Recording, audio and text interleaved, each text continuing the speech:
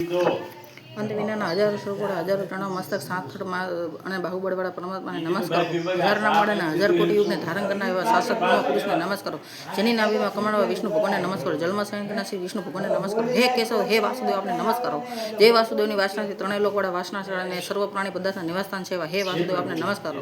બ્રહ્મ સ્વરૂપે ગૌ બ્રાહ્મણ હિત કરનાર એવા દેવને નમસ્કારો. જગતનું હિત કરનાર શ્રી કૃષ્ણને નમસ્કારો. ગોવિંદ સ્વરૂપે નમસ્કારો. જેમ આકાશમાંથી પૃથ્વી પર પડેલું પાણી સમુદ્રમાં જાય છે તેમ બધા દેવો કરેલા નમસ્કાર ભગવાન કેશવ પ્રતિ જાય છે. જેમાં શ્રી હરિનું ભજન પૂજન થાય છે એવા આ માર્ગને નિષ્કૃત છે અને શ્રી હરિના ભજન વિનાના માર્ગને કુર્માર્ગ જાણવા બધા વેદો જાણવાથી જે મળે પુણ્ય થાય છે અને તે સર્વથી તેથી ફળ મળે છે તે સમગ્ર ફળ દુષ્ટો નાશ કરનાર શ્રી વિષ્ણુ ભગવાનની સ્તુતિ શ્રદ્ધાપૂર્વક કરવાથી મળે છે. જે મનુષ્ય શ્રી હરિના મંદિરમાં નિત્ય 3 વાર પ્રભાત મધ્યાહન સાયવાળ 1 વાર 2 વાર કે પણ આ વિષ્ણુ સહસ્ત્ર નામનો પાઠ કરે છે તેના સર્વ પાપો કર્મો નાશ પામે છે. હે ભોળાનાથ હે મહાદેવ હે વિષ્ણુ ભગવાન કામના પૂર્ણ કરજો. હે ભોળાનાથ.